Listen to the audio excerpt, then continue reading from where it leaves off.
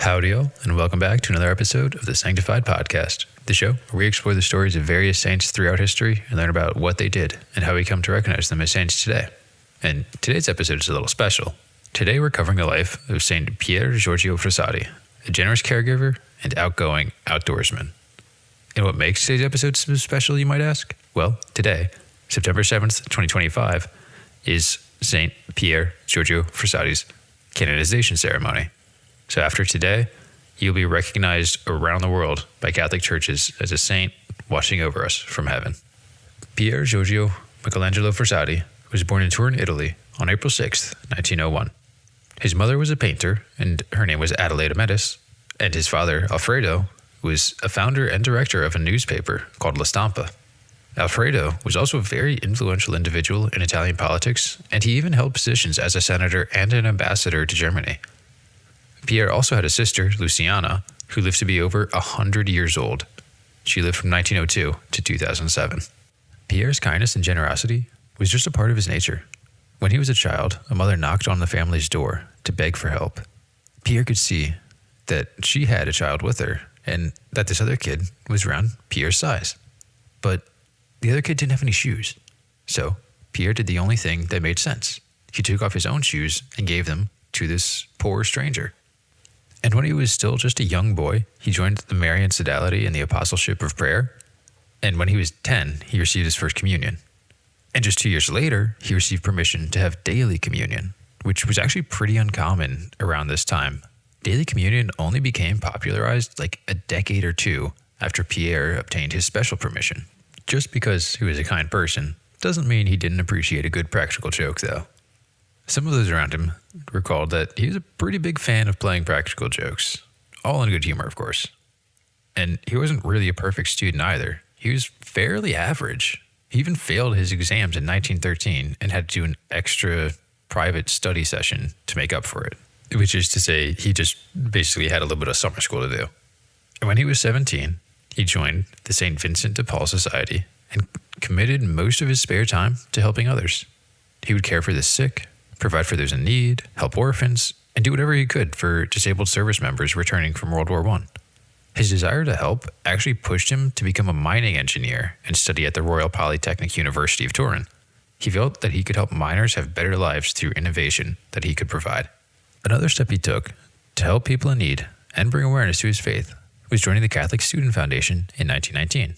And from there, he became a very active member of the People's Party, which promoted the Catholic Church's social teachings.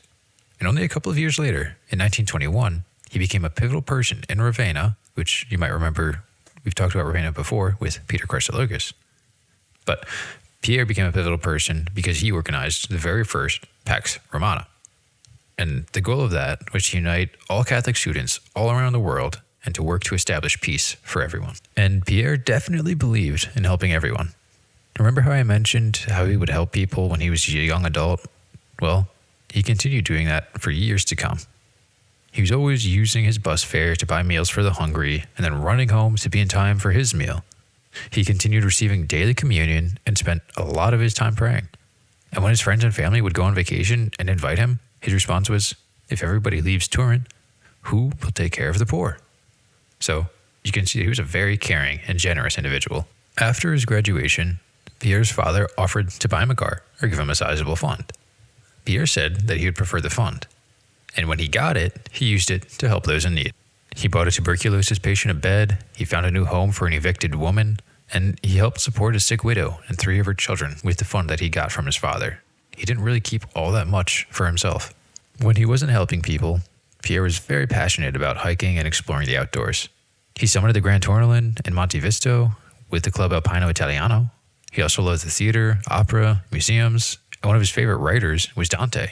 And Pierre was known to quote full sections of Dante's writings, though all of these activities frequently played second fiddle to Mass, scripture reading, and praying the rosary. Eventually, his particular fondness of Girolamo Savonarola and St. Catherine led him to join the Third Order of St. Dominic in 1922, also known as the Lay Dominicans. And during this time, he would proudly defend his faith from people who would work to break it down, though he may not have always had the best methods to do so. Pierre wasn't unfamiliar to physical fights, especially fights with anti-clerical communists and fascists. Personally, I think there are better ways than to get into a fist fight with someone who's just arguing with you, but sometimes emotions take over, and we are just people after all. And there was one time where he was at a community-organized opposition gathering where the group's banner was knocked out of the hands of the bearer. Pierre's response was to pick it right back up, hold it higher than before, and he used the pole to keep any aggressors at bay, which is kind of a fun little scene to picture. Pierre's life was full of activity and generosity. Unfortunately, that activity was on his own timeline. On a day that he was out enjoying life with his friends, he started to complain about sharp pains in his back. When he got home on July 1st, he had developed a fever as well. But he didn't say anything to his family. He didn't want them to get worried. He thought it would just kind of go away on its own. On July 2nd, his grandmother, on his mother's side, passed away. And this only encouraged him to not mention his struggles. He wanted to let his family have time to mourn their loss. But his family could tell that something was wrong. A doctor came to Pierre and asked him to stand up and get out of bed. But Pierre said that he couldn't. Before he was even 25, he was diagnosed with poliomyelitis. It was speculated that he got this sickness after helping so many other sick people, though it was never determined if that was the case or not.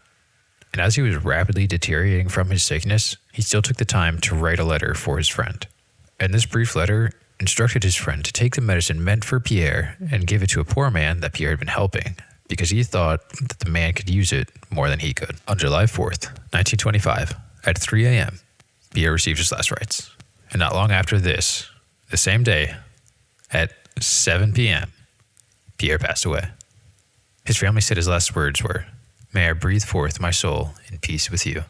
At his funeral, people lined the streets. There were so many more people there to mourn Pierre than his family could have ever expected. They had no idea that Pierre had helped so many people and changed so many lives.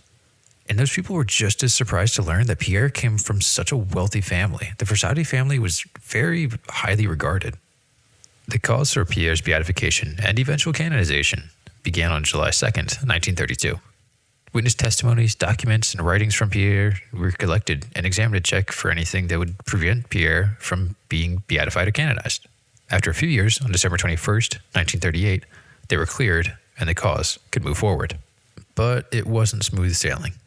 Pope Pius XII stopped the cause in 1941 because rumors were spreading that Pierre's hikes in the mountains were with questionable company. Beyond rumors, there was no proof of this, though. His sister went to the Vatican in an effort to clear Pierre's name. She didn't go to get his cause back on track. She just didn't want his name sullied by untrue rumors. Her efforts paid off, and Pierre's name was cleared and his cause resumed. As time wore on, and though Pierre couldn't actively change lives, his reputation still inspired others. In 1981, his remains were exhumed, and they were found to be remarkably well preserved. It seemed as though Pierre was an incorruptible. Later, Pope John Paul II visited Pierre's tomb in 1989, and he said that when I was a young man, I too felt the beneficial influence of his example, and, as a student, I was impressed by the force of his testimony. One miracle was needed for Pierre to be beatified, and this miracle occurred in 1933. Domenico Celan had severe tuberculosis, and it wasn't looking good for him. A priest visited him on December 28, 1933, and brought a relic and photo of Pier Giorgio Frassati, and together they prayed for his intercession. Domenico recovered quickly and went on to live 30 more years into his mid-70s. This was later investigated in the 1980s, and doctors agreed that the healing didn't make a lot of sense, and theologians concluded that it was a veritable miracle. On May 20th, 1990, Pope John Paul II beatified Pierre at St. Peter's Square. The space was filled with thousands of people, and he has been remembered for his kindness and generosity ever since. Before Pierre could be canonized, at least one more miracle was required to be proven and attributable to him. Fast forward from his beatification in 1990 to November 25th, 2023, when Pope Francis recognized the second miracle. In the second miracle, it is another healing, and this was the healing of Juan Gutierrez, a seminarian of the Archdiocese of Los Angeles. Juan had hurt his Achilles tendon while he was playing basketball with other seminarians, so he was sent to a doctor to get an MRI. The doctor said that there was a small tear and that he should see an orthopedic surgeon to help recover. He wasn't very excited about this. Surgeries are expensive and recoveries take a long time. He started praying and reciting a novena on November 1st, 2017. Juan said that he didn't know who to pray to, but he asked and heard a voice telling him to pray to the blessed Pier Giorgio Frassati. The thing is, he didn't have a particularly strong devotion to Frassati. He knew about him, but that was really it. He started praying, and he started asking for Pierre's intercessions. And he added in his prayer that if anything unusual happens, I will report it to whomever I need to report it to. Juan remembers thinking, why did I say that? He just kind of shrugged it off and continued praying the next few days, repeating the prayers each day. A few days into this, he felt a warmth around his injured ankle, and it gradually grew hot enough that he had to glance back because he was worried that there was a fire. But there was no fire at all. He continued his novena until it was finished on November 9th. But he didn't need to wear a brace around his ankle anymore. And then he realized that he had stopped thinking about his ankle and his upcoming appointment with the orthopedic surgeon on the 15th. After the appointment, the surgeon went through the normal checkups, but he had a puzzled look on his face. He asked Juan what he did for a living, and Juan said that he was a seminarian. After a few more checks, the doctor said, "You must have somebody up there looking after you," because there was no tear in the Achilles anymore. All signs showed that there was a tear just 2 weeks before, but all that remained was some minor soreness when squeezed. Juan wanted to tell people, but he was also a fairly low-key person. He didn't want a lot of attention on himself, so he just told those closest to him about it. Going to an exhibit at a youth conference a few months later, Juan found an unattended booth for Pier Giorgio Frassati, and there were prayer cards. He took one of them and noticed an email on the back. Remembering his odd addition to his novena about telling people, he knew what he had to do.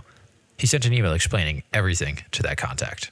But he never heard back from that email. But he did start a class with a professor named Monsignor Robert Sarno.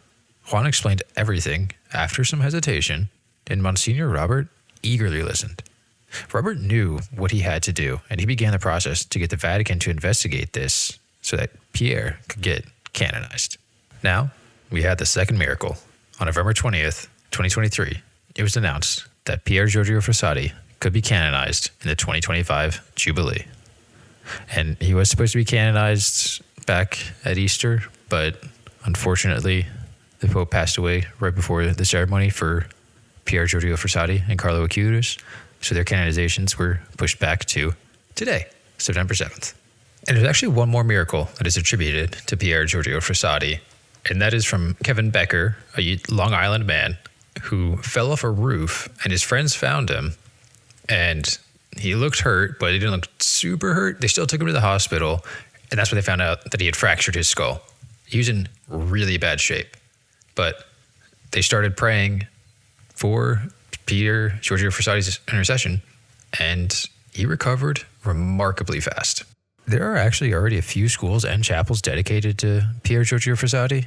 He's the patron for the Catholic Academy Wakonda in Chicago, the Frassati Catholic High School in Houston, the Blessed Pier Giorgio Frassati Catholic School in Toronto, Canada, the Bishop McGuinness High School in Oklahoma, Frassati Australia in Brisbane, Christendom College in Front Royal, Virginia. Auburn University even has the Blessed Pier Giorgio Frassati Chapel in Auburn, Alabama. And the Pontifical and Royal University of Santo Tomas has the Blessed Giorgio Frassati building for the senior high school. So even though he wasn't canonized until now, you can see that he was very highly regarded. And if you have any other questions, or if you want to know anything more, please let me know, and I'll do my best to help out any way I can. So what are your thoughts on St. Pier Giorgio Frassati? What do you think about his generosity towards anybody who needed help? I hope you found his story interesting, and I look forward to learning your thoughts on him. Thanks for listening. If you would like to support the channel, you can subscribe, download the episode, like, comment, share it with your friends, or send me a suggestion on a saint to check out by emailing me at sanctifiedpodcast@proton.me. You can find the show on YouTube, Spotify, Apple Music, Amazon Music, Podbean, and more. Just search for the Sanctified Podcast, and I should have a few episodes uploaded on whatever service you're using. Take care, and have a wonderful day.